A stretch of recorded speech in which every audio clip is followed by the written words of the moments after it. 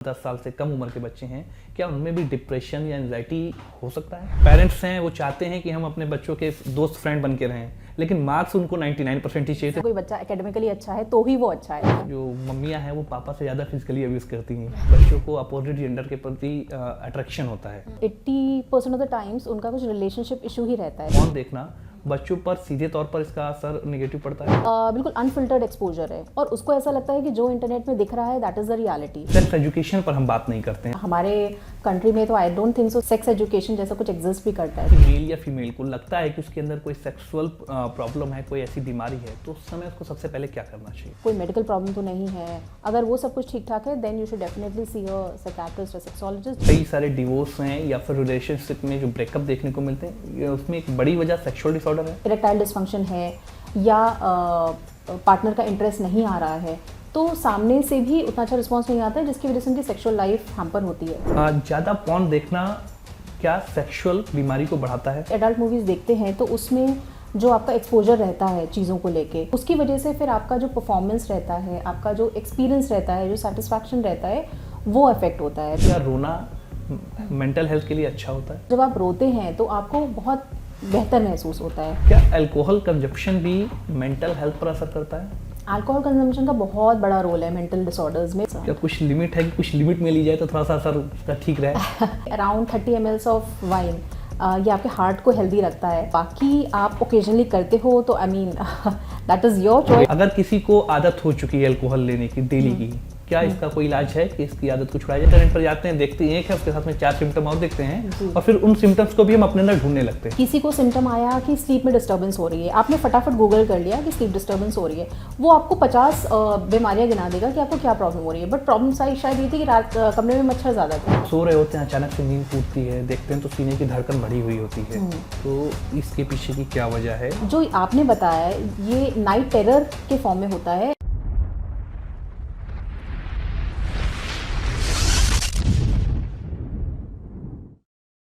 गाना है दिल का क्या करे साहिब, लेकिन जब आप एक साइकेट्रिस्ट के पास जाएंगे तो वो बताएगा कि दिल भी एक ट्रॉमा से गुजरता है और ज़िंदगी इसी के आसपास गुजरती है। हम लोग कई बार अपने इमोशन को व्यक्त नहीं कर पाते हैं, वही इमोशन जो हमारे और आपके जहन में अक्सर आते हैं, और जब ये इमोशन बाहर नहीं निकल पाते हैं तो धीरे धीरे करके ये डिप्रेशन या एंजाइटी का रूप ले लेते हैं। और इसी पर बात करने के लिए आज हम जानी मानी साइकेट्रिस्ट डॉक्टर पारुल प्रसाद जी के साथ में जुड़ रहे हैं और उनसे सीधे जानेंगे कि क्या कुछ कनेक्शन है हमारे दिल का हमारे दिमाग से और इमोशंस कैसे हमारी ज़िंदगी के इर्द गिर्द गूंजते हैं। Welcome ma'am. सबसे पहले मैं चर्चा करना चाहूँगा, क्योंकि ज़िंदगी अगर हम देखें तो बचपन से शुरू होती है, तो एक एक करके हम सारे फेज़ के बारे में बात करेंगे।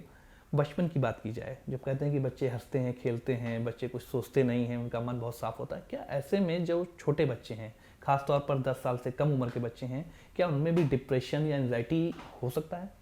बिल्कुल प्रियम जी, आजकल हम लोग को ये देखने को मिला है कि छोटे छोटे बच्चे जैसे 7 साल के 8 साल के बच्चों में भी इस तरह के सिम्टम्स, डिप्रेशन, एंजाइटी, ओसीडी, इस तरह के साइकियाट्रिक सिम्टम्स देखने को मिलते हैं। एंड कहने की बात है कि लोगों में ये जो बच्चे रहते हैं इनको किसी तरह का स्ट्रेस नहीं है या कुछ ऐसे हंसने खेलने की उम्र है। बट अगेन यहाँ पर हम लोग को ये ध्यान देना पड़ेगा कि आज के इस कॉम्पिटिटिव वर्ल्ड में बच्चों के ऊपर इतना ज़्यादा प्रेशर हो गया है, पेरेंट्स का कहीं ना कहीं इतना ज़्यादा प्रेशर रहता है, कंपैरिजन फैक्टर्स रहते हैं, जिसकी वजह से जो इस तरह के साइकोलॉजिकल सिम्टम्स हैं वो बचपन में और right from the very beginning 6-7 साल के उम्र में भी देखने को हमें मिलने लगे हैं। तो ऐसे में क्या फैमिली का रोल सबसे ज़्यादा अधिक होता है, स्कूल का रोल सबसे ज़्यादा होता है, क्या होता है? मतलब एटमॉस्फेयर मेरे ख्याल से मुझे लग रहा है सबसे ज़्यादा आज के समय में बच्चों पर। एब्सोल्युटली, इसमें पेरेंट्स का बहुत बड़ा रोल रहता है, जो पीयर प्रेशर रहता है उसका बहुत बड़ा रोल रहता है, बहुत सारे इवन सोसाइटी का सोसाइटी में इतना ज़्यादा प्रेशर रहता है हम एक बच्चे के ऊपर कि आपको बहुत हाई अचीव करना है। अगर आप एक पर्टिकुलर लेवल पे परफॉर्म नहीं कर रहे हो तो कहीं ना कहीं यू आर अ फेलियर। तो इस तरह का माइंडसेट जो एक बच्चे पे पुश किया जाता है एज अ सोसाइटी, तो वो बहुत ज़्यादा इंपॉर्टेंट हो जाता है और कहीं ना कहीं वो बच्चे को बहुत अफेक्ट करता है। क्योंकि हमने कई बार ऐसा भी देखा है कि पेरेंट्स हैं वो चाहते हैं कि हम अपने बच्चों के दोस्त फ्रेंड बन के रहें, लेकिन मार्क्स उनको 99% ही चाहिए। तो मार्क्स में जो है जब टाइम आएगा तब फिर वो पेरेंट्स की भूमिका में चले जाते हैं। ट्रू। सो जैसे हम लोग बात करते हैं कि जनरेशन गैप, हम लोग अपने पेरेंट्स से जब कंपेयर करते हैं तो वो चीज़ें अलग हो जाती हैं। बट अभी की भी जो जनरेशन के जो पेरेंट्स हैं वो बोलते तो हैं कि हम लोग बहुत फ्रीडम देते हैं अपने बच्चे को, सब कुछ करते हैं, बट कहीं ना कहीं उनका एक डायरेक्ट या इनडायरेक्ट एक पुश ज़रूर रहता है कि बच्चा अच्छे से परफॉर्म नहीं कर रहा है या क्यों नहीं कर रहा है। एंड वो सबकॉन्शियस लेवल पे अपना इतना ज़्यादा एफर्ट्स डालते हैं एज अ पेरेंट, सो वो बच्चे को भले ही वो आप उसको डायरेक्टली बोलो या ना बोलो, वो फील तो डेफिनेटली होता है कि if I am able to perform academically, अगर मैं अच्छा करता हूँ देन ओनली मुझे एक एक सोसाइटी में रिस्पेक्ट मिलेगा। अदरवाइज वो बच्चे में भी एक सेल्फ एस्टीम उसका डाउन चला जाता है, बिकॉज पेरेंट्स का बहुत ज़्यादा रोल रहता है। सिमिलरली आजकल का जो स्कूल का एनवायरनमेंट है, स्कूल के एनवायरनमेंट में भी अगर बच्चा अच्छे से परफॉर्म नहीं कर रहा है, भले ही वो स्पोर्ट्स में कितना अच्छा हो, एक्स्ट्रा करिकुलर में कितना अच्छा हो, बट अगर वो मार्क्स नहीं लेके आ रहा है तो उसको फेलियर टैग कर दिया जाता है। बच्चे उनको बुली करते हैं अगर आप मार्क्स अच्छे नहीं ला रहे हो। तो ये सारा प्रेशर जो रहता है ये बच्चे के माइंड पे बहुत इफेक्ट करता है, और ये फाइनली फिर किसी ना किसी साइकोलॉजिकल सिम्टम्स के फॉर्म में मैनिफेस्ट करता है। और यही मैं कहना, अगला सवाल भी मेरा यही था कि क्या केवल नंबर ऑफ मार्क्स ही बच्चे की परफॉर्मेंस, बच्चे की ग्रोथ को मतलब डिफाइन करते हैं? एब्सोल्युटली, ये बहुत ही गलत धारणा है जो पता नहीं सिंस टाइम इमेमोरियल चली आ रही है कि अगर कोई बच्चा एकेडमिकली अच्छा है तो ही वो अच्छा है। बट एक कोई भी इंसान रहता है उसमें मल्टी फेसेट्स रहते हैं। कोई बहुत अच्छा सिंगर है, कोई बहुत अच्छा डांसर है, कोई स्पोर्ट्स में बहुत अच्छा है। जैसे अगर हम लोग बात करें इवन जो हमारे भी चेस चैंपियन हैं गुकेश, तो उनके केस में भी ऐसा था कि भले ही उनको पढ़ाई के लिए तो फोर्स नहीं किया गया, बट उनका जो एरिया ऑफ इंटरेस्ट था चेस में उनको पुश किया गया, उनके फैमिली ने, उनके पेरेंट्स ने उनको सपोर्ट किया, तो वो आउट परफॉर्म किया। तो अब सोसाइटी को ये रियलाइज़ करने की ज़रूरत है कि ज़रूरी नहीं है कि आपका बच्चा अगर एकेडमिकली ही अच्छा है तभी वो एक गुड स्टूडेंट की कैटेगरी में आएगा।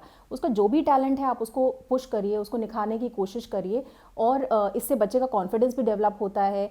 कोई ऐसा बच्चा जिसका स्पोर्ट्स में इंटरेस्ट है, आप उसको ज़बरदस्ती पढ़ाई की तरफ पुश कर रहे हो तो डेफिनेटली वो उतना अच्छा परफॉर्म नहीं कर पाएगा। ऑन द कॉन्ट्ररी, अगर वो स्पोर्ट्स में अच्छा है, आप उसमें उनको थोड़ा सा भी पुश देते हो तो वो बहुत अच्छा परफॉर्म करेगा, और in fact he can bring laurels to our country. और अगर ऐसा नहीं करता है तो कहीं ना कहीं जब इस तरीके का दबाव रहता है तो बच्चे फिर डिप्रेशन या एंजाइटी के कहीं ना कहीं और बढ़ते हैं। अगला सवाल मैडम मेरा है कि कई बार कैरियर को लेकर जो घर में, जैसा कि अभी हमने चर्चा भी करी, इस तरीके की प्रेशर रहते हैं कि नहीं आपको फलाने ही एग्ज़ाम की तैयारी करनी है, फलाना ही बनना है, डॉक्टर ही बनना है, इंजीनियर ही बनना है, जबकि उस बच्चे की रुचि किसी और चीज़ में है। तो कैसे इसको पेरेंट्स ऑब्जर्व कर सकते हैं, या क्या कुछ फैमिली के लेवल पर चेंज करने की ज़रूरत है? क्योंकि हम लोग जैसे पढ़ते हैं कि परिवार नागरिकता की प्रथम पाठशाला है, या फैमिली ही पहले उसका जो है वो क्लास होती है, स्कूल होता है, तो कैसे वहाँ पर फैमिली के अंदर एक ऐसा एटमॉस्फेयर बनाया जा सकता है जिसके जरिए वो बच्चा जिस चीज़ में चाहता है उसमें ग्रो करे, ना केवल पढ़ाई या अन्य क्षेत्र? आई थिंक ये और एकदम स्टार्टिंग से ही पेरेंट्स को ये समझना चाहिए कि जैसे बहुत सारे सब्जेक्ट्स रहते हैं, किसी बच्चे का मैथ्स में इंटरेस्ट नहीं है बट उसका इंग्लिश में इंटरेस्ट है, या उसका लिटरेचर में इंटरेस्ट है, उसका हिंदी में इंटरेस्ट है, कंप्यूटर्स में इंटरेस्ट है, तो स्टार्टिंग से ही पेरेंट्स को, गार्जियंस को ये समझना चाहिए कि उस बच्चे का किस पर्टिकुलर फील्ड में इंटरेस्ट है, या सब्जेक्ट्स में इंटरेस्ट नहीं है, किसी और एक्स्ट्रा करिकुलर एक्टिविटी में इंटरेस्ट है, तो वो पकड़ना, उस टैलेंट को और शार्पन करना, होन करना, वो बहुत ज़्यादा ज़रूरी रहता है। हाँ डेफिनेटली, मतलब अब एकेडमिक्स को आप पूरी तरह से निगलेक्ट नहीं कर सकते हो, तो इतना होना चाहिए कि बच्चे को आप एकेडमिकली भी सपोर्ट कर रहे हो, ट्यूशन्स या जिस तरह से भी उनको रिक्वायरमेंट है, बट एक अनड्यू प्रेशर पुट करना कि आपको 90% लेके आना है, बिकॉज हमारे पास ऐसे बहुत सारे पेरेंट्स आते हैं जिनका मेन कंसर्न सिर्फ यही रहता है कि बच्चा एकेडमिकली डिक्लाइन कर गया है, उसके पहले बच्चे को जो भी सिम्टम्स थे they kind of ignore it, but the moment they find कि एकेडमिकली बच्चा पुअर परफॉर्मेंस दे रहा है, तो वहाँ पर तुरंत पेरेंट्स के दे आर एकदम सडनली उनको ये रियलाइज़ होता है कि probably we need to see someone, otherwise they tend to ignore जो भी सिम्टम्स बच्चे में आते हैं उसको वो इग्नोर करते हैं। कई बार हमको देखने को मिलता है कुछ बच्चे होते हैं बहुत ज़्यादा चिड़चिड़े होते हैं, या बहुत उनमें गुस्सा आती है, तो क्या ये एक साइन हो सकता है डिप्रेशन या एंजाइटी का? सी इट डिपेंड्स एक्चुअली, जो चिड़चिड़ापन है ये बहुत ही वेग और बहुत ही नॉन स्पेसिफिक सा सिम्टम है, क्योंकि ऐसा हो सकता है कि लाइक फॉर एग्जांपल बच्चे में कोई लाइक फॉर एग्जांपल उनका आईक्यू उतना अच्छा नहीं है, एंड जैसे जैसे एज बढ़ती जाती है तो कॉम्प्लेक्सिटी लेवल बढ़ता रहता है पढ़ाई का, तो उसमें चिड़चिड़ापन आ सकता है। बहुत सारे केसेस में जब टीनेज में बच्चा एंटर करता है तो उस समय चिड़चिड़ापन is a part of puberty, वो हो सकता है। देन अगेन मतलब जितना पीयर प्रेशर रहता है, फैमिली का प्रेशर रहता है, तो वो अग्रेशन के फॉर्म में, इरिटेबिलिटी के फॉर्म में बाहर आ सकता है। बट येस, डिप्रेशन में भी बच्चे में चिड़चिड़ापन, इरिटेबिलिटी वगैरह देखने को मिलती है, बट ऐसा ज़रूरी नहीं है कि अगर बच्चे में चिड़चिड़ापन है तो वो डेफिनेटली डिप्रेशन का ही सिम्टम है। आज के समय में, या कहें जो फिल्मों के डायलॉग हैं बड़े चर्चित रहते हैं, जो जेंडर बेस कहीं ना कहीं कह सकते हैं डिफरेंस क्रिएट करते हैं, या लड़कों को कहा जाता है कि आप लड़के वो रोते नहीं हैं, मर्द को दर्द नहीं होता, तो क्या ये सारे जो डायलॉग हैं, जो आसपास के ये कहीं ना कहीं जो वर्ड्स हैं, ये भी एक बच्चे पर मानसिक तनाव डालते हैं?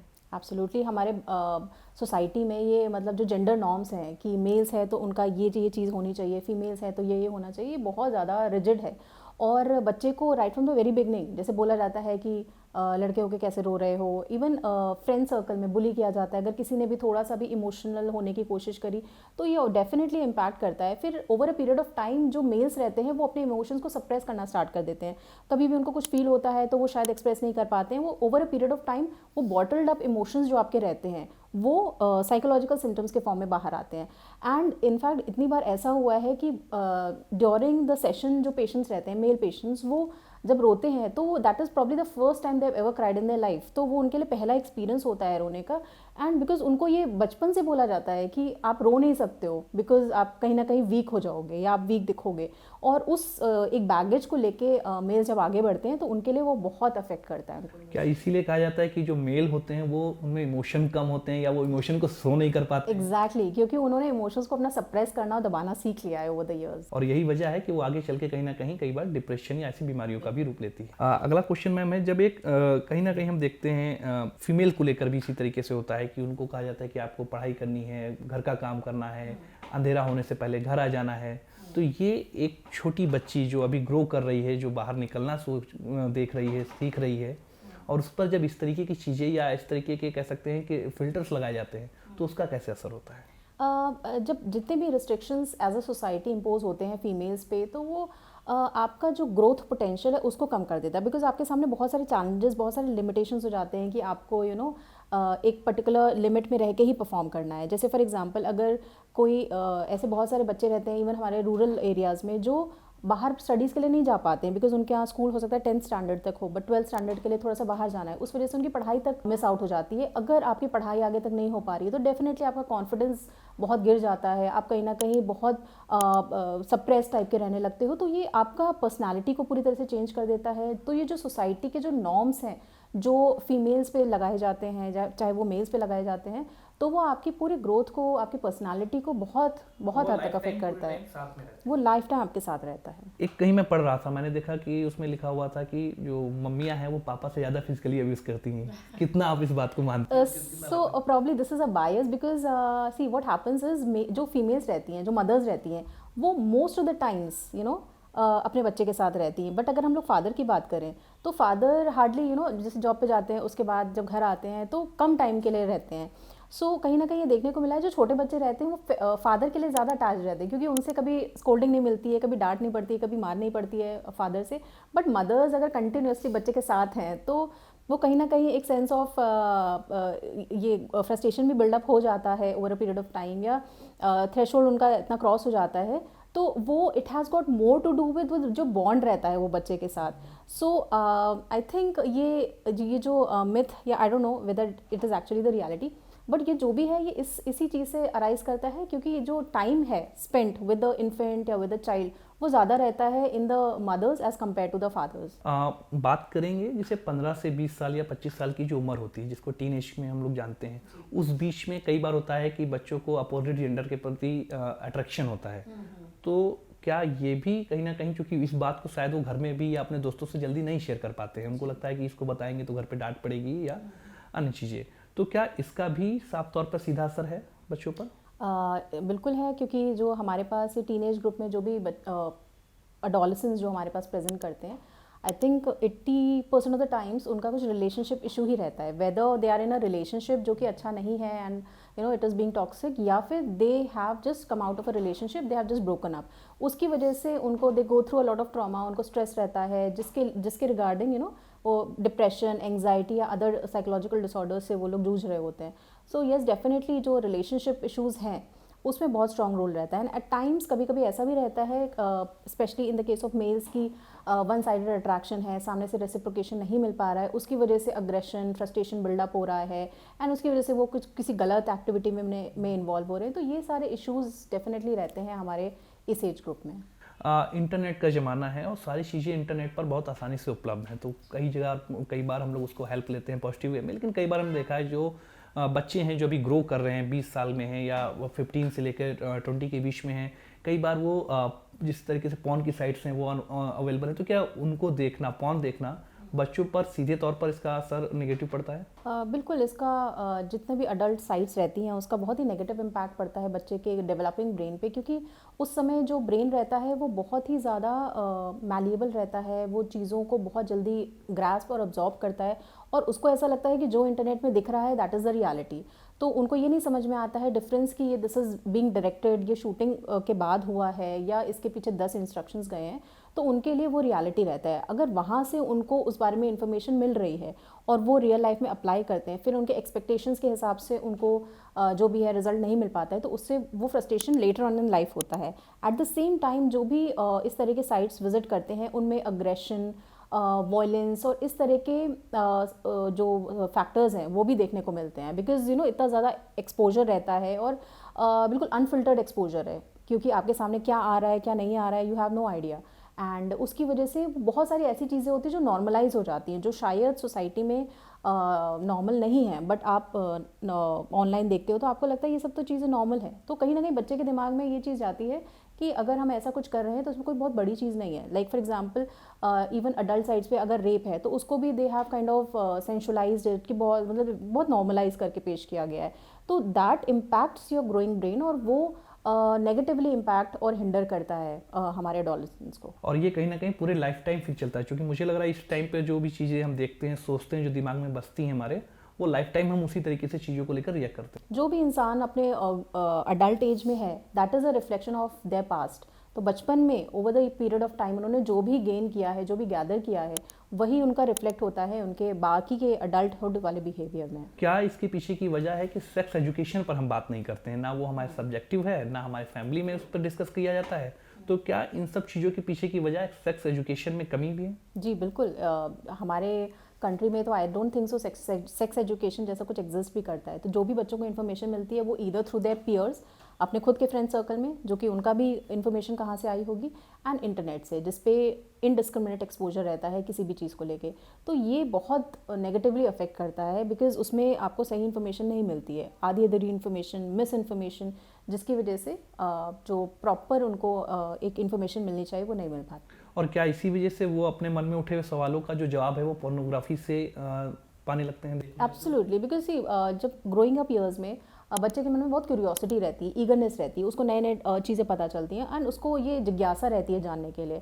और जब गलत सोर्स उसके हाथ में, गलत मटेरियल उसके हाथ में पड़ता है तो वो डेफिनेटली उसको नेगेटिवली उसका अफेक्ट करता है और उसको समझ में नहीं आता है ये क्या है क्या नहीं है। फिर उसके बाद में जो भी डिस्कशन होता है विद द फ्रेंड्स वो भी किसी सही डायरेक्शन में नहीं जाता है। तो ये जो मिस इन्फॉर्मेशन बच्चे को मिलती है ये बहुत ही ख़राब चीज़ है।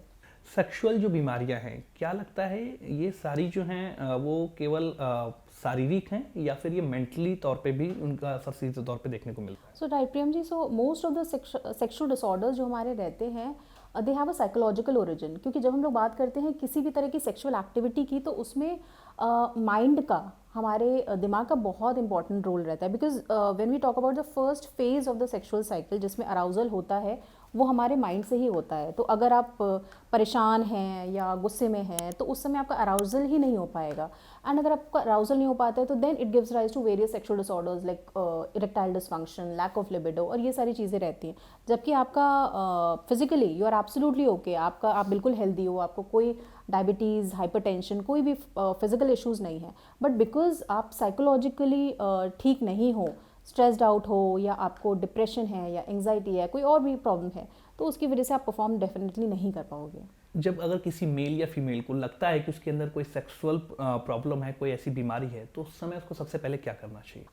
सबसे पहले तो उनको अपने पार्टनर से बात करनी चाहिए इसके बारे में, क्योंकि अलॉट ऑफ द टाइम्स जो उनके पार्टनर्स रहते हैं उनसे उनको बहुत नेगेटिव फीडबैक मिलता है, जिसकी वजह से ये एक साइकिल रिपीट होती रहती है, ये एक अपने आप में विशियस साइकिल बन जाती है। तो पार्टनर से बात करें and then come to a solution. आप एक डॉक्टर से मिलो, है ना, उससे आप पहले अपने आप को इवैल्यूएट कराओ कि क्या कोई हार्मोनल इशू है, कोई मेडिकल प्रॉब्लम तो नहीं है। अगर वो सब कुछ ठीक ठाक है then you should definitely see a psychiatrist और सेक्सोलॉजिस्ट, जिससे कि अगर कुछ साइकोलॉजिकल इशू है जिसकी वजह से ये प्रॉब्लम आ रही है तो उसको सॉर्ट आउट किया जा सकता है। क्या सेक्सुअल डिसऑर्डर की वजह से ही जो कई सारे डिवोर्स हैं या फिर रिलेशनशिप में जो ब्रेकअप देखने को मिलते हैं, उसमें एक बड़ी वजह सेक्सुअल डिसऑर्डर है? हम लोग ऐसा तो नहीं बोल सकते कि बिकॉज इसका statistics I have no idea, but yes, जो भी हमारे सेक्सुअल रिलेशनशिप रहते हैं वो एक मैरिड लाइफ में and even otherwise in a romantic relationship काफ़ी इंपॉर्टेंस होल्ड करता है। तो अगर वहाँ पर प्रॉब्लम हो रही है तो वो आपको आपके रिलेशनशिप को इम्पैक्ट करता है even at the emotional level. So वहाँ पर अगर स्पेशली अगर स्टार्टिंग से ही इरेक्टाइल डिसफंक्शन है या पार्टनर का इंटरेस्ट नहीं आ रहा है तो सामने से भी उतना अच्छा रिस्पॉन्स नहीं आता है, जिसकी वजह से उनकी सेक्सुअल लाइफ हैम्पर होती है। एंड जो डिवोर्स के केसेस रहते हैं मोस्टली ये तब होते हैं जब बहुत परसिस्टेंट इरेक्टाइल डिसफंक्शन हो, क्योंकि again erectile dysfunction is a situational thing, कभी हो रहा है कभी नहीं हो रहा है, तो ऐसा भी है। बट अगर लगातार जो पार्टनर है वो परफॉर्म नहीं कर पा रहा है तो ऐसे केसेस में डिवोर्स का एक बहुत बड़ा कारण सेक्सुअल प्रॉब्लम भी हो सकता है। हाइपर सेक्सुअलिटी या फिर सेक्स एडिक्शन, क्या ये भी एक बीमारी है? एक्चुअली इसी जो हमारा सेक्सुअल डिज़ायर है ये एक एक अम्ब्रेला टर्म है। I mean it's a spectrum. तो कुछ लोग होते हैं जिनको सेक्सुअल डिज़ायर बहुत ही कम रहती है, कुछ लोग रहते हैं जिनको ठीक ठाक रहती है, कुछ लोग रहते हैं जिनको बहुत रहती है। अब अनटिल एंड अनलेस वो जो सेक्सुअल डिज़ायर है आपको किसी भी तरह से आपकी फंक्शनिंग को इम्पेयर नहीं कर रहा है तब तक इट्स ओके। बट जब द मोमेंट जहाँ पर आपकी हाइपर सेक्सुअलिटी इतना ज़्यादा हो गई है जिसकी वजह से आपकी फंक्शनिंग इम्पेयर हो रही है, आप पूरे टाइम उसके बारे में सोच रहे हो, आप अपने काम पे फोकस नहीं कर पा रहे हो, या आप ऐसे इनडिस्क्रिमिनेट सेक्सुअल एक्सपोजर्स अपना कर रहे हो, आप प्रॉब्ली अनप्रोटेक्टेड सेक्सुअल इंटरकोर्स में इन्वॉल्व हो रहे हो, तो अगर इस तरह की एक्टिविटी हो रही है तो that is an issue. But yes, hyper sexuality is a condition. और अगर मान लीजिए ऐसा सिचुएशन है जहाँ पर जिसकी वजह से आपको प्रॉब्लम हो रही है तो इसके लिए ट्रीटमेंट की ज़रूरत रहती है। And when we talk about hyper sexuality तो इसमें भी अलग अलग चीज़ें हैं, जैसे कुछ अननेचुरल या पैराफिलियाज जिनको हम लोग बोलते हैं, लाइक फॉर एग्जांपल एग्जिबिशनिज्म या फ्रॉटरिज्म, जिसमें public display of your genitals, इस तरह की जो चीज़ें रहती हैं that comes under paraphilias which are sexual disorders. But अगर किसी का सेक्सुअल डिज़ायर बहुत हाई है but at the same time वो उसको कंट्रोल कर पा रहा है तो that is considered to be okay. ज़्यादा पॉर्न देखना क्या सेक्सुअल बीमारी को बढ़ाता है? जी, एक इनडायरेक्ट लिंक है इसका, बिकॉज जब भी आप इस तरह के एडल्ट मूवीज़ देखते हैं तो उसमें जो आपका एक्सपोजर रहता है चीज़ों को लेके, फिर वो कहीं ना कहीं आप अपने पार्टनर से एक्सपेक्टेशंस रखते हो एंड उसमें उसकी वजह से फिर आपका जो परफॉर्मेंस रहता है, आपका जो एक्सपीरियंस रहता है, जो सेटिस्फैक्शन रहता है वो अफेक्ट होता है। बिकॉज आप कुछ और एक्सपेक्ट करते हो अपने पार्टनर से एंड वो जब रियल लाइफ में नहीं होता है तो आप में फ्रस्ट्रेशन, इरिटेबिलिटी वगैरह डेवलप होती है। And eight the same time अगर कोई इंसान बहुत लंबे टाइम से इस तरह की साइट्स विज़िट कर रहे हैं तो उनका जो टाइमिंग वगैरह है, इजैकुलेशन टाइम है, उस पर भी इफेक्ट पड़ता है। क्योंकि अगर आप सेल्फ जैसे फॉर एग्जांपल अगर कोई इंसान बहुत ज़्यादा मैस्टरबेट कर रहा है तो फिर वो अपने आप को रेगुलेट करना सीख जाता है, कि किस टाइम पे उनको इजैकुलेट करना है। तो व्हाट हैपेंस इज जब वो एक्चुअल सेक्सुअल एक्टिविटी में एंगेज होते हैं विद अ पार्टनर तो वहाँ पर प्रीमेच्योर इजैकुलेशन होने के चांसेस बढ़ जाते हैं, बिकॉज या फिर उतना ज़्यादा उनको प्लेजर नहीं मिलता है जितना उनको मास्टरबेशन के दौरान मिलता है।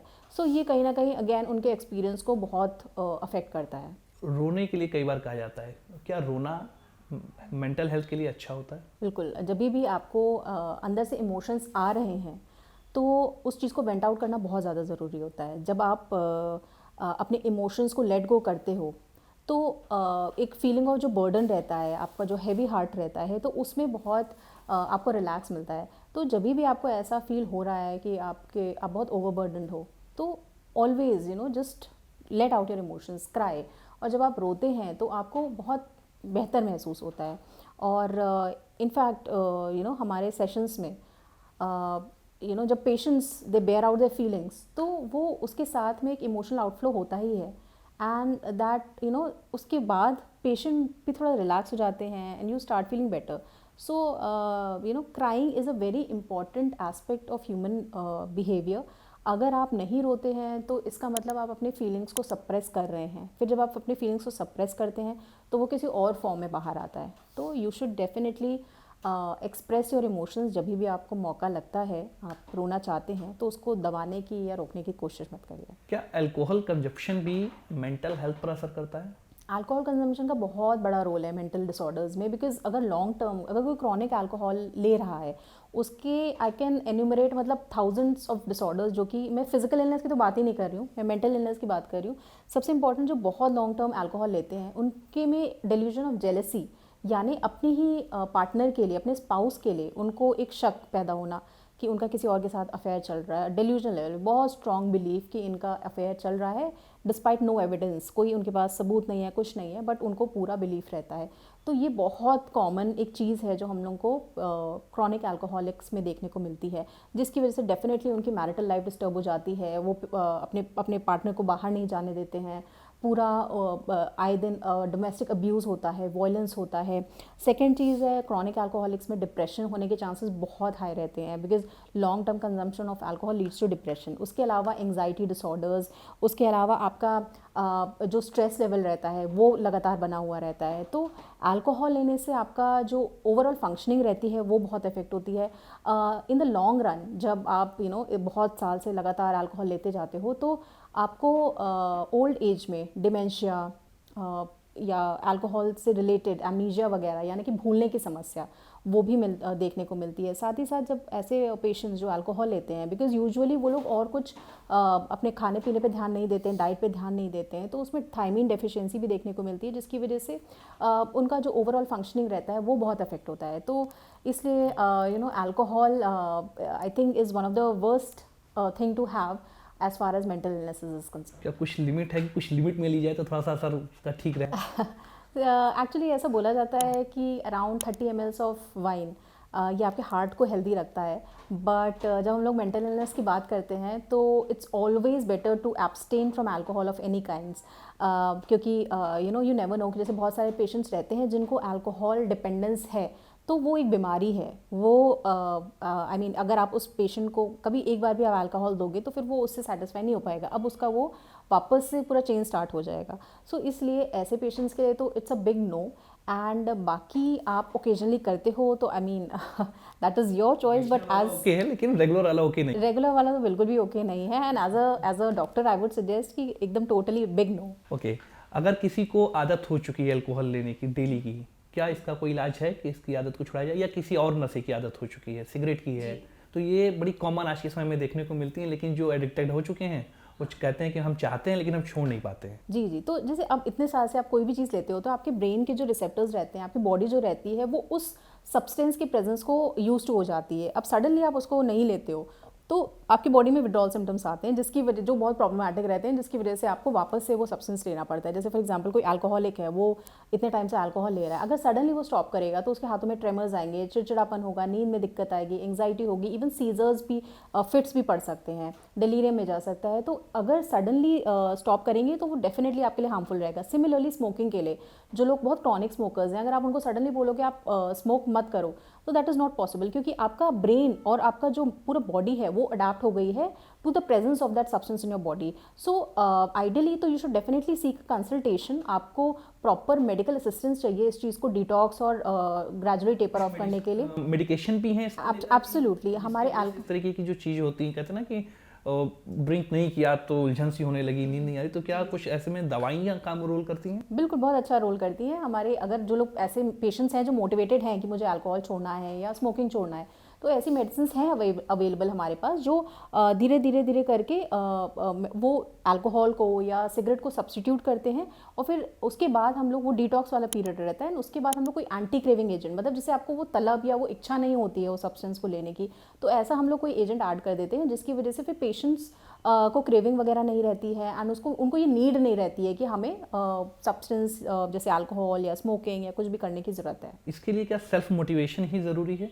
या कई बार होता है कि फैमिली मेंबर्स, चूँकि कुछ लोग हैं फैमिली में ऐसा है कि रोज़ ड्रिंक करके हस्बैंड आ रहा है या वाइफ आ रही है, कोई भी है, तो वो दूसरा पार्टनर चाहता है कि छोड़ दे, तो क्या कोई ऐसी दवाई है कि बिना जानकारी के उसको खिलाई जाए और उसको ये आदतें कम हो? जी, देखिए मोस्ट ऑफ द केसेस में ऐसा रहता है कि जो पेशेंट खुद रहता है मोटिवेटेड नहीं रहता है, उनके फैमिली मेम्बर्स को ऑफ कोर्स आई मीन बहुत प्रॉब्लम रहती है। तो आई मीन ज़्यादातर केसेस में क्योंकि पेशेंट्स रेडी नहीं हैं तो उसमें एक मेडिसिन आती है जो आप पेशेंट के बिना जानने में देते हैं, but that is usually not recommended. पहला हमेशा हमारा प्रयास ये रहता है जो पेशेंट है उसको हम लोग उसका मोटिवेशन बढ़ाएं, उसको इस चीज़ के लिए अग्री करें कि अल्कोहल या जो भी सब्सटेंस वो ले रहा है वो कितना नुकसानदायक है आपकी बॉडी के लिए, और जब एक बार वो रेडी हो जाते हैं तब उनके मौजूदगी में या उनके जानने में अगर आप वो मेडिसिन देते हो तो कंप्लायंस अच्छा रहता है। वरना पता चला जब तक आप दे रहे हो तब तक तो ठीक है, फिर आप किसी वजह से पेशेंट बाहर चला गया, आप बाहर चले गए, आप मेडिसिन नहीं दे पाए, तो वो वापस से वो चीज़ करने लगेंगे। तो इसलिए ज़रूरी हमेशा यही रहता है कि आप पेशेंट को कॉन्फिडेंस में लो एंड उसके बाद उनका ट्रीटमेंट करो। और कई बार चीज़ें अगर सेल्फ मोटिवेटेड कोई नहीं है, क्योंकि अगर साइकोलॉजी की बात की जाए या साइकेट्रिस्ट की बात की जाए, माना जाता है आज भी, अगर सोशल कॉन्टेक्स्ट में बात करें, कि साइकेट्रिस्ट के पास जाना मतलब मैं पागल नहीं हूँ, मैं साइकेट्रिस्ट के पास क्यों जाऊँ। वो केवल साइकेट्रिस्ट के पास जाने का मतलब ही समझते हैं कि मैं पागल हो जाऊँगा या मुझे लोग पागल कहेंगे। ये थोड़ा सा चैलेंज रहता है हमारे लिए, बहुत बड़ा चैलेंज है इनफैक्ट किसी भी साइकेट्रिक डिसऑर्डर्स के लिए, क्योंकि पेशेंट्स को इनफैक्ट किसी को भी ये लगता है कि साइकेट्रिस्ट अपने आप में एक स्टिग्मा है कि साइकेट्रिस्ट के पास जाना मतलब आप मैं पागल हो गया हूँ या मैं पागलों के डॉक्टर के पास क्यों जाऊँ। बट ये एज अ सोसाइटी हमें इसको चेंज करने की ज़रूरत है। And I think more than anybody else आपको खुद के बेटरमेंट के बारे में सोचना चाहिए कि ठीक है आप चले जाओगे किसी और जो स्पेशलिस्ट नहीं है उस चीज़ में, बट आपका शायद ट्रीटमेंट उतने अच्छे से नहीं हो पाएगा। अगर आप प्रॉपर जो उस चीज़ के स्पेशलिस्ट हैं आप उनसे मिलते हो, उनको कंसल्ट करते हो और उसके रिगार्डिंग अपना ट्रीटमेंट लेते हो, तो आई थिंक आपको अपने बेटरमेंट पे ज़्यादा फोकस करना चाहिए rather than thinking about the society या लोग क्या कहेंगे। गैजेट्स का टाइम है, डिजिटलाइजेशन का वक्त है।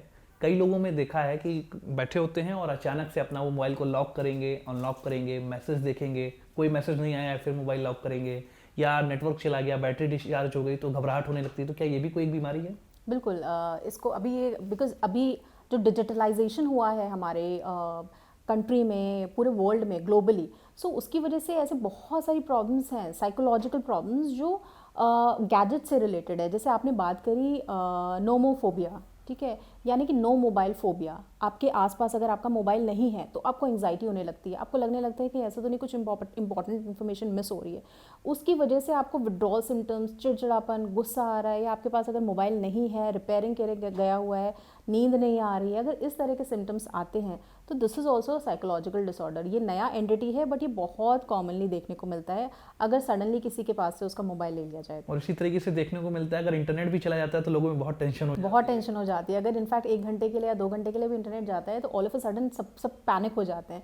तो ये भी कहीं ना कहीं एक तरह का डिपेंडेंस है on internet, on electronic gadgets, और which is kind of similar to अपना जो सब्सटेंस यूज रहता है। कई बार होता है हम बैठे होते हैं तो एकदम से लगता है कि जैसे हमारा मोबाइल रिंग कर रहा है जबकि वो रिंग नहीं कर रहा होता है, या कई चीज़ों को लेकर डाउटफुल रहना कि हमने गेट लॉक किया या नहीं किया जबकि हमने लॉक कर चुके होते। तो क्या इसको कैसे किस बीमारी में इसको काउंट किया जाएगा और कैसे क्या कुछ शेयर रहता है? सो आपने जो पहली बात करी जिसमें फैंटम रिंगिंग सिंड्रोम, जिसमें आपको ऐसा लगता है कि आपका फ़ोन बज रहा है एंड सडनली आप चेक करते हो कि क्या कॉल आया है नहीं आया है, तो अगेन वो आपका एक्सेसिव डिपेंडेंस है ऑन योर मोबाइल, जिसकी वजह से आपको बार बार चेकिंग करने का रहता है। एंड कभी कभी ये ऐसे केसेस में रहता है जहाँ पर आपका कहीं ब्रेकअप हुआ रहता है या आप किसी का कॉल एक्सपेक्ट कर रहे हो एंड देन आप सडनली आपको लगता है कि आपका मोबाइल बजा है। सो ये because of heightened sense of anxiety, जो आपका एंग्जाइटी स्टेट रहता है इतना ज़्यादा रहता है कि आपको कहीं ना कहीं लगता है कि शायद मेरा मोबाइल रिंग हो रहा है। सेकेंड चीज़ जो आपने बात करी जहाँ पर डाउट वाली सिचुएशन, तो that is a different disorder, that is OCD, obsessive compulsive disorder, जिसमें रिकरेंट थॉट्स, डाउट्स, इम्पल्सेस, इस तरह के इमेजेस आते हैं जिससे आपको लगता है, जिसकी वजह से आपको एंग्जाइटी होती है और फिर आपको एक कंपल्शन होता है उसके रिगार्डिंग चीज़ें करने का। लाइक फॉर एग्जांपल अगर आपको डाउट आया कि मैंने लॉक किया है कि नहीं किया है, आप जाके उसको चेक करते हो, आप उसका प्रॉब्ली फ़ोटो ले लेते हो कि अपने आप को कन्विंस करने के लिए। सो that is a different disorder OCD। कई बार चीज़ों को आज के समय में देखा, कई लोग हैं कुछ भी चीज़ को याद करने के लिए वो अपने दिमाग में याद नहीं करेंगे, उसको कहीं ना कहीं डिजिटल डिवाइस पर लिख लेंगे, मोबाइल पे लिखने लगेंगे, लैपटॉप पे सेव कर लेंगे। तो क्या ये भी कोई एक डिसऑर्डर है? तो PM जी याद करिए बचपन में जैसे हम लोग को कोई फ़ोन नंबर अपने घर का या फ्रेंड्स का तो हम लोग को मतलब याद रहता था कि कुछ भी हुआ तो आपको कभी भी डायरी खोलने की ज़रूरत नहीं, आपने तुरंत कर दिया। अब डिजिटलाइजेशन के ज़माने में आप हर चीज़, एवरीथिंग इज़ डिजिटलाइज, आपके पास हर चीज़ का डॉक्यूमेंट है, आप हर चीज़ स्टोर करते हो। तो टू द एक्सटेंट अभी ऐसी सिचुएशन आ गई है कि अगर आपका फ़ोन आपके पास नहीं है तो आपसे अगर कोई कुछ भी पूछ रहा है तो आपको एक नेसेसिटी रहती है कि मुझे अपना मोबाइल देखना है टू चेक कि क्या था एग्जैक्टली। सो ये जो डिजिटल एमनीजिया आजकल देखने को मिल रहा है, ये because of excessive Reliance, because कहीं ना कहीं हमारे माइंड को, हमारे ब्रेन को ये लगने लगा है कि we don't need to rely on our own memory. जब हमारे पास ये डिवाइस है, हमने इसमें स्टोर कर लिया, हो गया, अब हमारे पास सेफ है। बट इसकी वजह से हमारा जो ब्रेन है, जिसका पर्पज़ या काम ही यही है कि चीज़ों को स्टोर करना, इनफैक्ट हमारे जो मोबाइल डिवाइसेस हैं, चाहे आप आईपैड की बात करो या किसी भी डिवाइस की बात करो, उसका एक स्टोरेज कैपेसिटी होता है। बट मिराकुलसली हमारे ब्रेन का स्टोरेज कैपेसिटी इनफाइनाइट है। तो सोचिए, कोई टेराबाइट नहीं, कोई गीगाबाइट नहीं, ये इनफाइनाइट स्टोरेज कैपेसिटी है, बट स्टिल हम इसको यूज़ नहीं कर रहे हैं। और अगर हम इसको यूज़ नहीं करेंगे तो over a period of time हमारी ये जो कैपेसिटी है, तो ये हम लोग नेगेटिव सेंस में इवॉल्व करेंगे। तो जितना अच्छे से हम लोग अभी चीज़ों को मेमोराइज कर रहे हैं, जिसकी वजह से ह्यूमन बीइंग अभी top most of the species है, तो वो अगर अगले कुछ सालों तक, कुछ सेंचुरीज तक ये चलता रहा, तो वो भी दिन दूर नहीं है जब हम लोग शायद कुछ बहुत अच्छे से याद भी ना कर पाएँ। इंटरनेट का टाइम है, आजकल लोग सेल्फ डॉक्टर भी बन गए हैं। अपने अंदर कुछ सिम्टम्स जरा सा दिखा, उसको इंटरनेट पर सर्च करने लगे और उसी से खुद को कॉरिलेट करने लगे। और होता क्या है कि एक बार इंटरनेट पर जाते हैं, देखते हैं एक है, उसके साथ में 4 सिम्टम और देखते हैं, और फिर उन सिम्टम्स को भी हम अपने अंदर ढूंढने लगते हैं। तो क्या ये भी कोई डिसऑर्डर है? ये बहुत ही कॉमन डिसऑर्डर है, और हमारे पास जो पेशेंट्स आते हैं, अब ये कोविड के बाद में ज़्यादा कोविड के बाद में बहुत बढ़ गया है, और पेशेंट्स आते हैं अपनी डायग्नोसिस लेके कि मैम ये डायग्नोसिस है, और कुछ पेशेंट्स एक कदम आगे आके मैम ये दवा लिखिए हमें। So they have research everything, ma'am ये SSRI है, ये SNRI है, ये दिस है, ये दैट है, पूरा डायग्नोसिस करके एंड सब करके आते हैं, वो पूरा सुपर स्पेशलाइजेशन करके आते हैं हमारे पास, एंड हमें बताते हैं कि आप ये लिखो। तो इस लेवल तक उन्होंने, मतलब ये गूगल जो है, ये जो गूगलिंग ऑफ सिम्टम्स है, और और उस तरह से हम लोग पे डॉक्टर्स पे डाउट करना, बिकॉज सी आपको जो गूगल इन्फॉर्मेशन देता है वो आधी अधूरी इन्फॉर्मेशन रहती है। आपने 4 लाइन में एक कुछ भी पढ़ लिया। कोई भी डॉक्टर रहता है, उसको सालों लग जाते हैं किसी भी चीज़ में स्पेशलाइज करने में।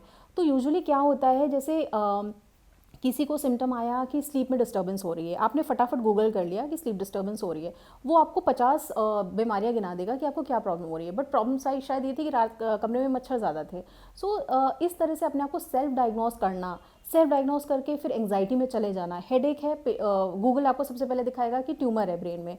तो इस तरह की चीज़ों को पढ़ के, और उसकी वजह से एक फोबिया डेवलप हो जाता है और परेशान हो जाते हैं, फिर उसकी वजह से एक अलग एंग्जाइटी, हाइपोकॉन्ड्रियासिस एंड ऑल। तो ये एक बहुत कॉमन सिम्टम्स है जो हम डॉक्टर्स के लिए भी बहुत बड़ा चैलेंज है, क्योंकि अगर हम लोग कोई भी मेडिसिन लिखते हैं तो पेशेंट रूम से बाहर जाता है और उतनी देर में वो गूगल हो चुका रहता है कि क्या है, क्या साइड इफ़ेक्ट है, क्यों यूज़ की जाती है, मैम आपने मुझे ये मेडिसिन क्यों लिखी, मुझे तो ये रिक्वायर्ड ही नहीं है। जबकि एक मेडिसिन आपकी 100 डिसऑर्डर्स अलग अलग चीज़ों में कंडीशंस में यूज़ हो सकती है, बट गूगल ने उनको बता दिया है कि ये मेडिसिन सिर्फ इसी बीमारी में यूज़ होती है। और फिर वो उसके साइड इफ़ेक्ट, वो जो 0.00001% वाला साइड इफ़ेक्ट रहता है, उसके लिए हमारे पास आके पेशेंट्स डाउट करते हैं कि मैम आपने हमें ये बताया नहीं, इससे तो ये प्रॉब्लम होती है।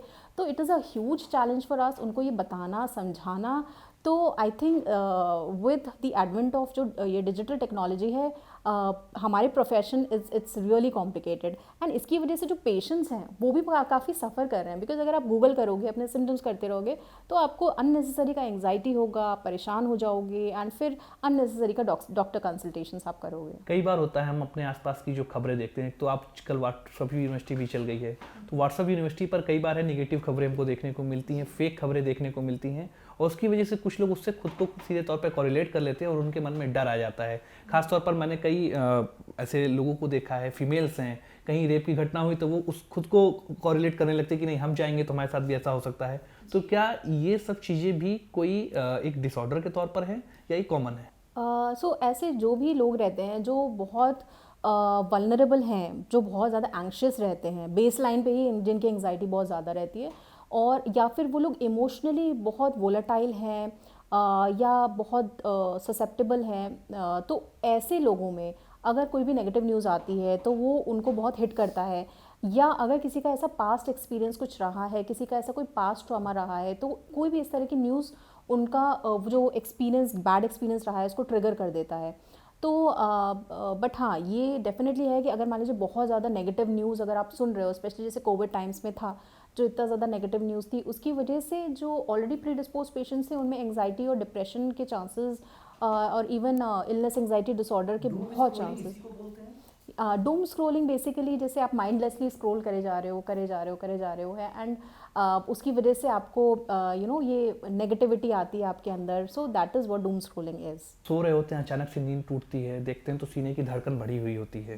तो इसके पीछे की क्या वजह है? क्या ये हमारे मेंटल हेल्थ से रिलेटेड है?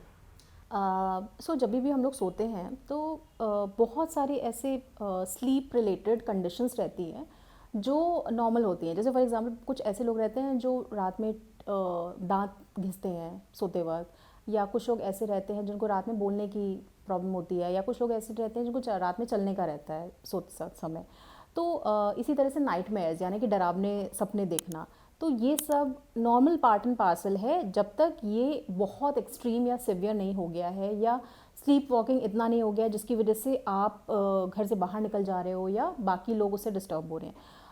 जो आपने बताया ये नाइट टेरर के फॉर्म में होता है। लाइक फॉर एग्जांपल आपके स्लीप साइकिल में आपको बहुत डरावना सपना आया एंड उसकी वजह से सडनली आपकी नींद टूट गई, तो उस वजह से आपका जो सिंपैथेटिक सिस्टम रहता है, सिंपैथेटिक सिस्टम यानी कि वो हमारे ब्रेन का वो सिस्टम जो क्राइसिस वाली सिचुएशन में एक्टिव रहता है, तो उसमें आपकी हार्ट बीट बढ़ जाएगी, आपको पसीने छूटने लगेंगे, हाथ में ट्रेमर्स हो सकते हैं।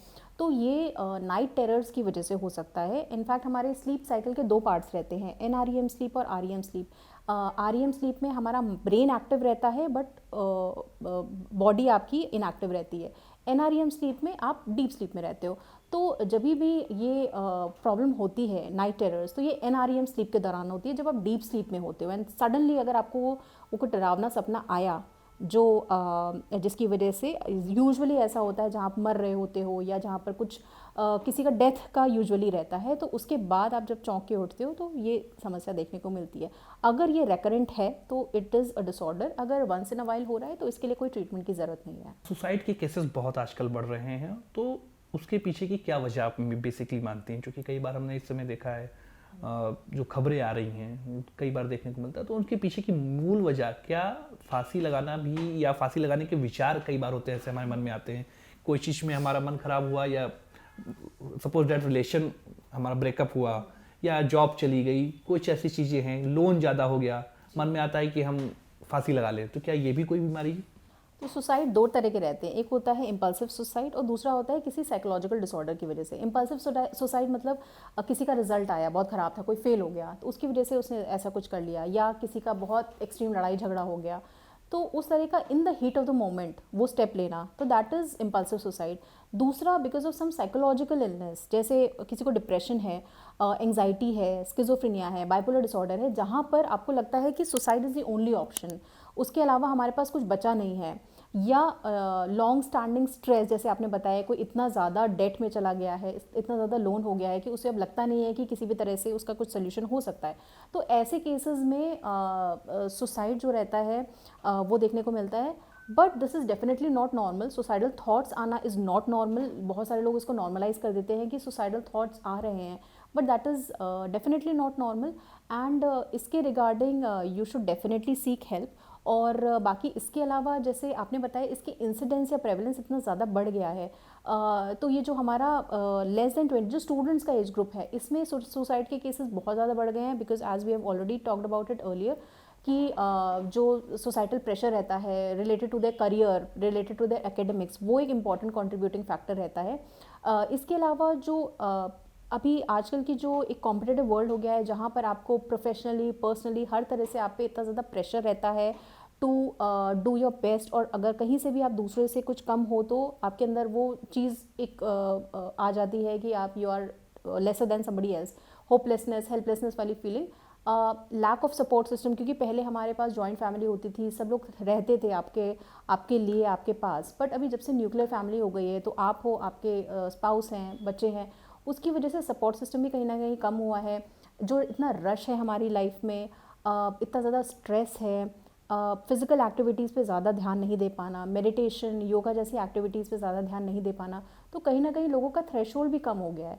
तो उनको रादर दैन मतलब सर्वाइव करना या उस चीज़ को, सोशल मीडिया का भी बहुत बड़ा रोल है। फेसबुक पे तो 5000 फ्रेंड्स हैं, लेकिन रियल लाइफ में 5 भी फ्रेंड्स नहीं जिनके साथ जाके आप डिस्कस कर सको। क्योंकि पहले क्या था, लोग जाते थे, मिलते थे, फ्रेंड्स के साथ में अपने इमोशंस को शेयर करते थे, तो वो चीज़ें अब देखने को उस तरीके से नहीं मिलती। तो क्या ये भी एक बड़ी वजह है? सो जैसे जैसे हम लोग का मोबाइल का यूजेज बढ़ता जा रहा है, हर कोई अपने अपने में सीमित होता जा रहा है। तो जहाँ पर पहले गेट टुगेदर्स होते थे, लोगों का आना जाना रहता था, सोशलाइजेशन होता था, अभी वो डिजिटलाइजेशन हो चुका है। तो अब सब लोग अपने रूम में बैठे हुए हैं, तो उनको जो एक इमोशनल सपोर्ट चाहिए किसी से, कि अगर मेरी लाइफ में कुछ अच्छा नहीं हुआ है और मुझे कोई चाहिए, किसी का शोल्डर चाहिए टू क्राई ऑन, तो वो मुझे शोल्डर नहीं मिलेगा। आप फेसबुक पे आपने स्टेटस लगा दिया, आपने व्हाट्सएप पे स्टेटस लगा दिया, but at the end of the day आपको कोई सपोर्ट नहीं मिला, तो वो कहीं ना कहीं आपको पुश करता है ऐसा एक नेगेटिव कदम उठाने के लिए।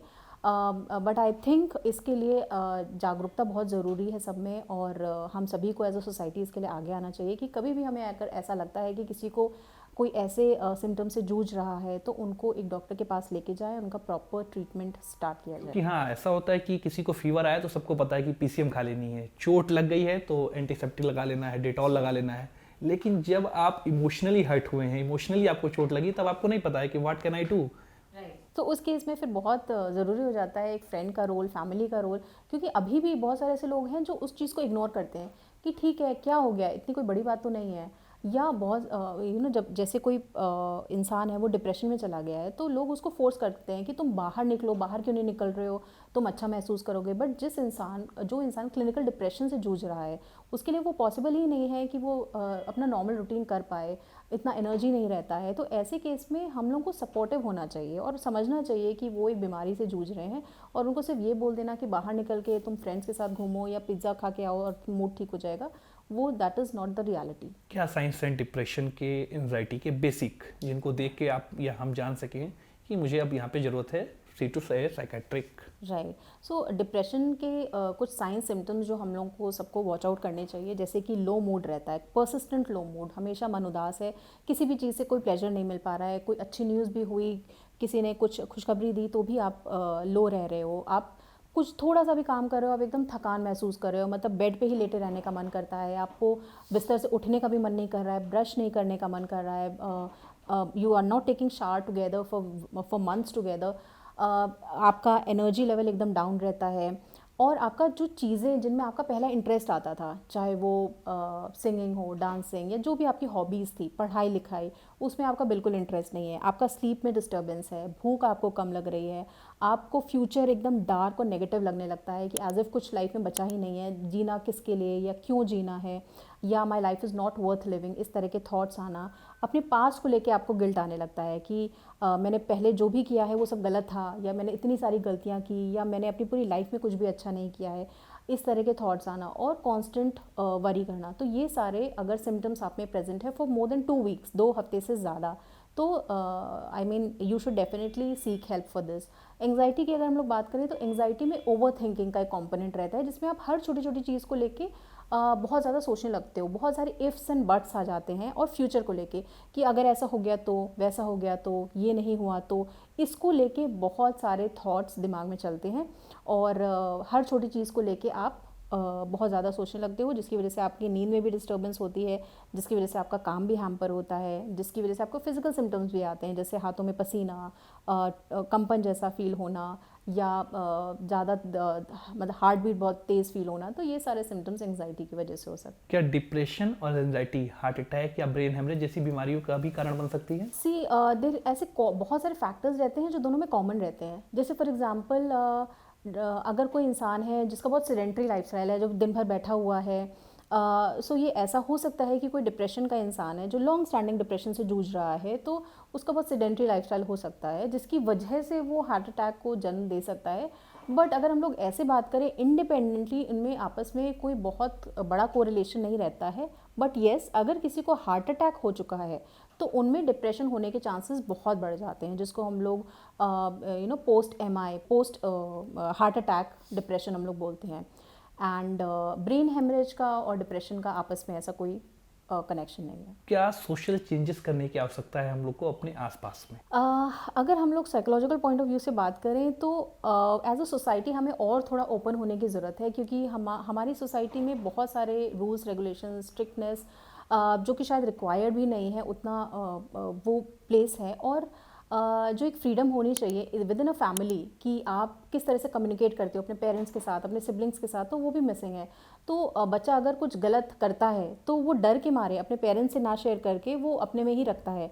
और अगर हम लोग as a family as a society हम लोग और ओपन हो जाते हैं, जिससे हमारे जो बच्चे हैं वो हमसे आके डायरेक्टली कन्वर्स करते हैं, बात करते हैं, अगर उन्होंने कुछ गलत भी किया है तो हमसे आके अगर उसके बारे में डिस्क्लोज करते हैं तो हम लोग उनको सही डायरेक्शन में गाइड कर सकते हैं। बट क्योंकि ये चीज़ मिसिंग है, इस वजह से जो बच्चे रहते हैं वो कहीं ना कहीं गलत डायरेक्शन में निकल जाते हैं। सेकेंड चीज़ है जो ये स्टिग्मा है which is attach to mental health disorders. अगर किसी ने इसके बारे में बात करी है तो लोग उसको भी गलत नज़र से देखते हैं कि ये इसको तो मेंटल बीमारी है, या ये तो साइकियाट्रिस्ट के पास जाके आता है। सो इस तरह का जो एक थॉट प्रोसेस है वो हमें एज अ सोसाइटी चेंज करने की ज़रूरत है। बिकॉज रिसेंट सर्वे में ये देखने को मिला था कि mental illnesses are as common as 10% in the Indian population. मतलब हर 10 में से एक इंसान को कोई ना कोई मानसिक बीमारी है, और इनफैक्ट परसेंटेज इससे ज़्यादा भी है हो सकता है। तो अगर इतना ज़्यादा प्रेवलेंस है, अगर हम लोग इतने बड़े मेजर चंक को हम लोग इग्नोर करते हैं, और पता नहीं ऐसे कितने सारे लोग होंगे जिनको ये मेंटल इलनेस है बट वो एक हिचक के कारण, एक स्टिग्मा के कारण उस चीज़ का सोल्यूशन नहीं कर पा रहे हैं। क्योंकि जो भी ऐसे सुसाइड्स होते हैं, बहुत सारे जो हमारे पेशेंट्स सॉरी जो बहुत सारे स्टूडेंट्स हैं जो सुसाइड करते हैं, वो शायद सही हेल्प उनको नहीं मिल पाई सही मौके पे, और उसकी वजह से हम एक ऐसी जान को बचा सकते थे जो शायद हमने खो दी because of the stigma attach to it. तो हमें एज अ सोसाइटी जो साइकेट्रिस्ट और साइकोलॉजिकल डिसऑर्डर से रिलेटेड स्टिग्मा है उसको कम करना है। एंड प्लस मेंटल हेल्थ से रिलेटेड जो चीज़ें हैं, जो पॉजिटिव चीज़ें हैं, जो हम लोग अपने लाइफस्टाइल में इनकॉर्पोरेट कर सकते हैं, वो बहुत ज़रूरी है। जैसे फॉर एग्जांपल छोटी छोटी चीज़ें हैं, physical activity 30 minutes of walk जो बहुत ज़रूरी रहता है, डीप ब्रीदिंग एक्सरसाइज जो आप कभी भी कहीं भी बैठे बैठे कर सकते हो, जर्नलिंग, कभी भी आपके जो भी माइंड में थॉट्स आ रहे हैं आप उसको वेंट आउट करो, आप उसको लिखो, आप उसको अपने अपने सिस्टम से बाहर निकालो। डाइट का अपना ध्यान रखिए, कैफ़ीन अवॉइड करना, हेल्दी बैलेंस डाइट लेना, अल्कोहल और स्मोकिंग या किसी भी तरह के साइकोएक्टिव सब्सटेंस से दूर रहना, स्लीप प्रॉपर रहना। And specially when we talk about sleep, तो यहाँ पर मोबाइल एंड इलेक्ट्रॉनिक गैजेट्स का बहुत इंपॉर्टेंट रोल रहता है कि सोने से पहले किसी भी तरह का स्क्रीन नहीं यूज़ करना, जिसकी वजह से आपकी स्लीप अफेक्ट होती है, फिर नेक्स्ट डे की फंक्शनिंग भी इम्पेयर होती है। तो ये छोटे छोटे चेंजेस हैं। And of course last but not the least, meditation. So practicing meditation daily, ये आपके मेंटल हेल्थ को बहुत स्ट्रॉन्ग बनाता है। सो आई थिंक ये छोटे छोटे स्टेप्स लेके आप अपने आप को मेंटली स्ट्रॉन्ग बना सकते हो, और एज अ सोसाइटी हम लोग और मेंटली फिट होंगे। एक लास्ट क्वेश्चन है, कब साइकेट्रिस्ट के पास जाना है और कब साइकोलॉजिस्ट के पास जाना है? सो साइकेट्रिस्ट के पास जब आपको कभी भी कोई भी डिसऑर्डर होता है, डिसऑर्डर मतलब जिसकी वजह से आपकी पूरी फंक्शनिंग हैम्पर हो रही है, चाहे वो डिप्रेशन हो, एंग्जाइटी हो, बाइपोलर डिसऑर्डर हो, ऑब्सेसिव कंपल्सिव डिसऑर्डर, स्किज़ोफ्रेनिया, इस तरह के डिसऑर्डर्स हैं जिसकी वजह से आपको प्रॉब्लम हो रही है, तो आप साइकेट्रिस्ट की हेल्प लीजिए। साइकोलॉजिस्ट, बिकॉज अलग अलग टाइप के साइकोलॉजिस्ट रहते हैं, but when we talk about clinical psychologist, तो आप उनको अपनी लाइफ में अगर कोई इश्यूज़ हैं जो एक डिसऑर्डर के रूप में तो नहीं है, बट आपके रिलेशनशिप में इश्यूज़ आ रहे हैं, आपके मैरिटल लाइफ में इश्यूज़ आ रहे हैं, आपकी पर्सनल लाइफ में इश्यूज़ आ रहे हैं, जिनके लिए आपको अपने आप को इतना स्ट्रॉन्ग बनाना है जिसका आपको सोल्यूशन मिल पाए, या आप एक कोई ऐसे लॉस से गुजर रहे हैं जिसको आपको डील करने की ज़रूरत है, तो ऐसे केसेस में psychologist is a better option. Thank you so much ma'am, अपना कीमती समय देने के लिए और ये बहुमूल्य जानकारी देने के लिए। Thank you so much. Thank you.